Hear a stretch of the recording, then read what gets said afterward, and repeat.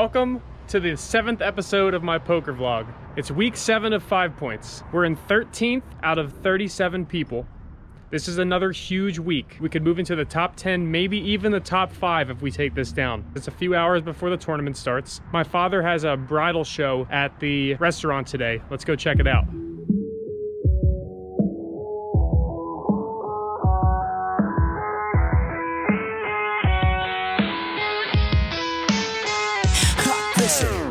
I don't even wanna hear anything, yeah, I don't care. So go and pack all your shit.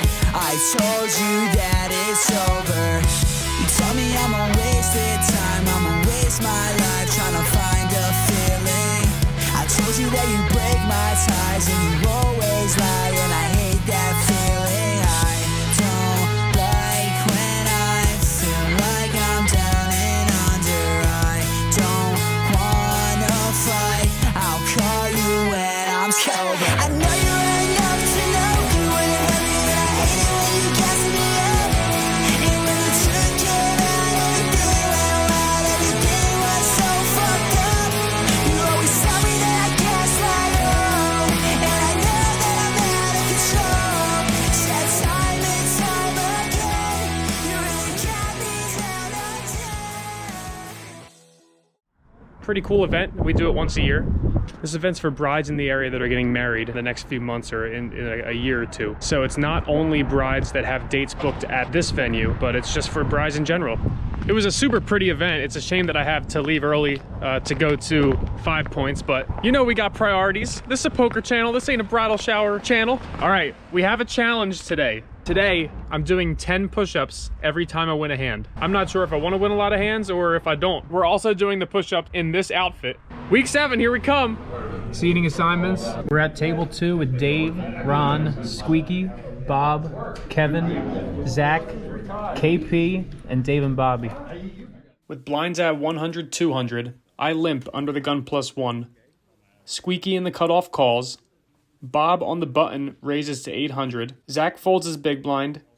We call the 800 chip raise with 2 red 6s, and Squeaky calls 2. We're 3 ways to the flop of the ace of clubs, the 10 of diamonds, and the king of clubs. We check around and see the 4 of spades on the turn. We check around again and see the king of diamonds on the river. We check around for the 3rd time. Bob shows 2 black jacks. Squeaky shows 2 black queens, and we are 3rd best with our 2 red 6s. Nice hand. Blinds at 100, 200 still. It folds around to KP on the button, who raises to 700. I call in the small blind with the 5 of spades and the 3 of spades. Bobby in the big blind comes along as well. We go 3 ways to a flop of the ace of spades, 3 of hearts, and 5 of hearts. I'm not scared of Bobby in the big blind, but it's time to take some of that KP money. I have bottom 2 pair, boat draws, backdoor quad draws, a backdoor straight flush draw. I believe that qualifies for a ding dong. I check, Bobby checks, and KP leads for 800. I call, Bobby folds, and we go heads up to a turn card, which is the 2 of clubs. Somewhat scary. I check, KP leads for 1400, and we call. In the past, I've stated that this tournament is different than regular tournaments. All players are trying to last as long as they can and not necessarily play to win the whole thing. Since KP raised on the button, we can almost rule out all 4s, except for pocket 4s and maybe ace 4 suited. So really, I don't think he has a 4 here. It might be possible that he has ace 3 or ace 5 suited, but I blocked those ace X holdings. So maybe a pocket pair like 6s, 7s, or 8s? I call anyway because my 2 pair is just too good to fold here, especially against the self-proclaimed king of poker. When the ace of hearts hits the river, I definitely want to check again because I've been counterfeited. And he checks back. Here's what happens. Guys, his real name isn't even KP, it's George. Nice suck out, George. With blinds at 150, 300, I limp the ace of hearts and the 5 of clubs in middle position. Dave limps in the hijack. Squeaky raises to 1200. The blinds fold. It comes back to me and I call to 1200, and Dave does as well. We go 3 ways to a flop, and it comes the ace of clubs, the 5 of spades, and the jack of clubs. I bet 1K, and Squeaky calls. Dave folds. Squeaky always calls me. Always. In the last few years, he calls whatever bet I throw out there when we are heads up. But that should help me get value with my 2 pair down the road here. But other than that, Squeaky is a wild card and usually opens unconventional holdings. The turn comes the 10 of spades. I bet 3K. He snap calls, and when the river comes the 8 of diamonds, I perceive that to be a safe card, so I bet 3,000 again. He pretty much snap calls again, and when I show my hand down, he says nice hand. So it's time for our first set of push-ups. Do it right. I'll be drooling on my board. Show out your push-up, bro. That ain't a push-up. Show. You gotta put your phone. You gotta look up. Face up. With blinds still at 150, 300, I limp under the gun with the King of Hearts and the Queen of Hearts. Bobby limps under the gun +1, Zach completes in the small blind, and KP checks his option. We go 4 ways to a flop, and it comes queen high. Zach and KP check. I bet 1 purple chip, 500, and everyone folds. Time for more push-ups.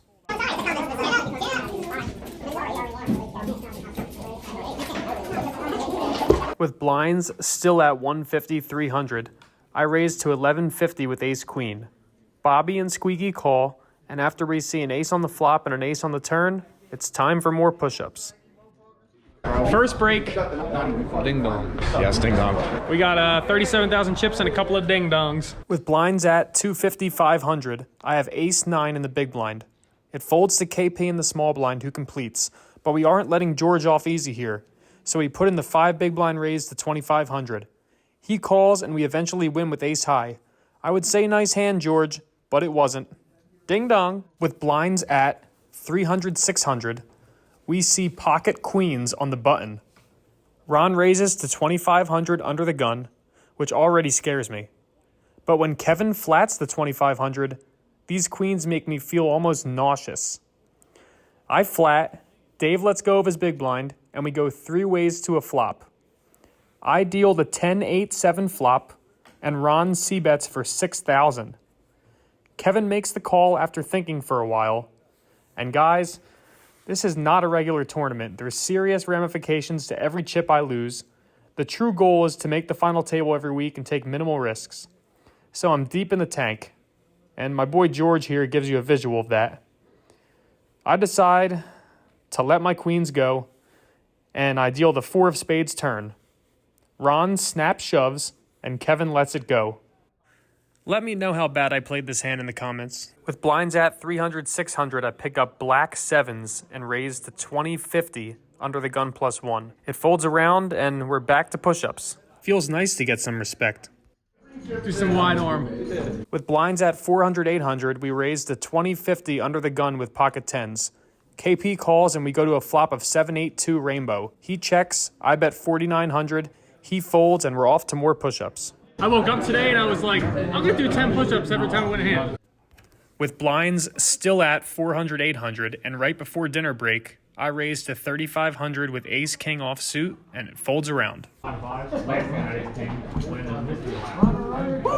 Dinner break chip counts, episode 7. 30,000. Yelling It doesn't matter because I'm going to win anyway. 24,000. 42 something? I got 50. 40-ish? Maybe 47. 37. 60,000. 56.4. 11. He's got tons of fucking chips. 31. 12,000. 20 grand. Ding dong. 34,000. 30,600. Oh!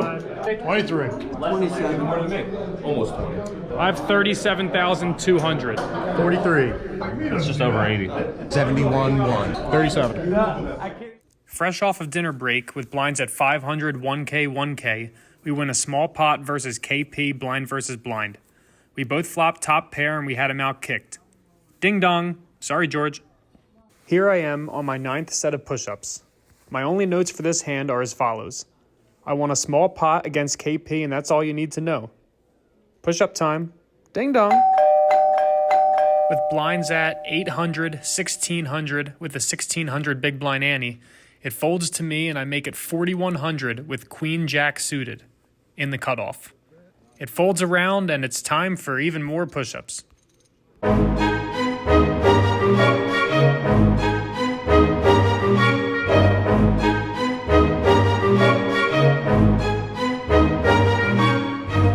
All right, it's It's chair time, but we're not necessarily happy. I had a nice stack, but now I'm down to 24K just because I couldn't find any shove spots and the blinds have been ripping through me. Double up or shut up, let's go.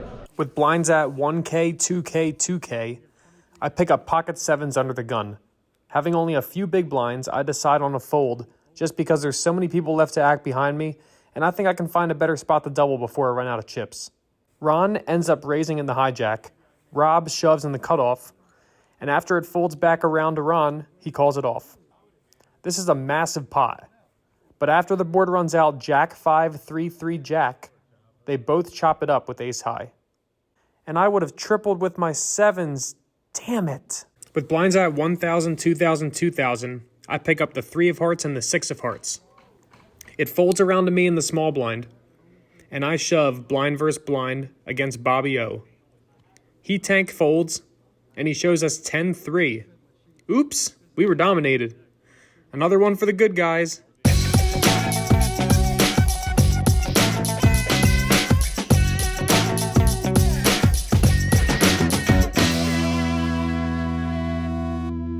There comes a time in every tournament that you come across a hand that will make or break you. So with blinds at 2,000, 4,000 with a 4,000 big blind ante, Kevin shoves 14,900 under the gun +1, and I call with ace jack. It folds around and he shows ace queen suited. It runs out in his favor, and we're absolutely crippled down to 4,500. We have one big blind. Who knew Kevin would pick up such a big hand with not even 4 big blinds left? Your teachers will down. Back in the 40s, I remember. So I end up folding my next hand, and now I'm forced all in because I don't even have enough to cover the big blind and the ante. It folds around to Kevin, and I do my best to sweet talk him out of the hand, and it works. We're heads up against KP. We have the 7 of clubs and the 4 of diamonds, and KP shows the 10 of spades and the 6 of diamonds. We smash a pair on the queen 8-4 flop, and drill trips on the turn. Let's go. We live to see another day. Woo! Stupid little boy. Stupid little boy. Stupid little boy. We're getting almost where we need to be. We have 3,000 chips going to 2,500, 5,000, 5,000. So we're coming back from break with 60% of one big blind. It's okay though. We just had a huge stack bust on my table. Dave turns over ace king. Ron has ace queen. It runs out clean for the ace king, and Dave just won a huge pot while I'm sitting there with one big blind. Let's get back in there and win some chips. With blinds at 2,500, 5K with a 2,500 big blind ante, we stick our last sad 0.6 big blinds in with ace queen. Rob in the small blind completes, and Kevin checks his option. People say it's good tournament strategy to check it down when a third player is all in. I couldn't disagree more. You should fight for every pot, regardless of if someone involved is all in or not. But these two players do decide to check it down. We see the 3 of diamonds, 4 of clubs, queen of diamonds flop, which is pretty favorable, the king of diamonds turn, and the 6 of spades river. Kevin shows pocket 8s, Ron says 8s are good, and we quadruple up. Let's go! Ding dong! Quadruple up! With blinds at 2,500, 5K with a 5K big blind ante, I'm in the big blind, so I only have 1,500 remaining chips in my stack. Marco in middle position limps, and it folds around to the small blind, who completes. I look down at 9-10 offsuit and check my option. The board comes Jack 7 King with 2 diamonds, and the small blind bets out 10,000. That board is just not good enough multi-way for me. I tank for a while, fold my cards, and leave myself 1,500 chips that I will have to commit to the small blind in the next hand. Towards the end of the 2,500 5K big blind ante level, I find myself forced all in the small blind with my last 1,500 chips. Marco raises to 27,000, and Dave lets me know I just got 3 more points. Someone busted on the other table. Every point is so important in this league. So it's good to know that my questionable fold last hand, where I had a gut shot and folded to leave myself with 0.3 big blinds, was actually a good fold. It folds around to Bobby in the big blind, who has less than a big blind left himself. He ends up calling all in, and we finish with the worst hand. In that hand against Marco and Bobby, The board came out all high cards and I had 5-3 of spades, so it wasn't even worth showing you. I busted in 17th out of 37. I keep saying every week is a make or break week. Next week is week 8, and it is the most important so far. If I finish in the top 12, I still have a chance. But if I bust early, my season's pretty much over. I'm not sure whether to go out guns blazing and be super aggressive or be super tight and fold queens again to Ron. Help me out with the game plan in the comments. All I know is next week's going to be super stressful. My buddy Medio's sitting comfortably in second place, but really no one should be comfy. It's still anyone's game for the top 20 guys in this league. I don't ask for much. I ask to run well in this league. I ask for you to like, comment, and subscribe. And I ask that in a few months or a year or two when this channel blows up, I just want poker players around the world in card rooms and home games, you know, slap down a monster hand, get up, stand up on their seat even, and just yell ding dong. You know, just be playing in the main event, couple tables over, guy gets up, ding dong, couple tables down, ding dong, final table, ding dong. That's what it's about. Play your cards, you get rewarded, and you dingity dong. Thanks for watching, guys. I'll see you next time for week 8. Also, when I was down to 1 big blind or close to 1 big blind, I won 2 hands and I forgot to do push-ups. So we'll do them right now real quick.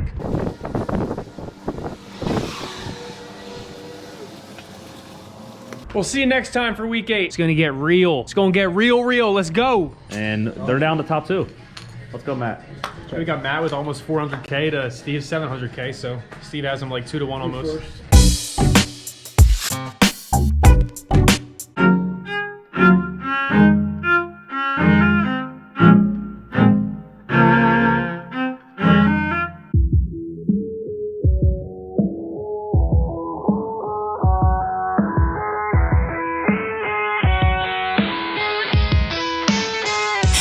Listen. We both thought this was gonna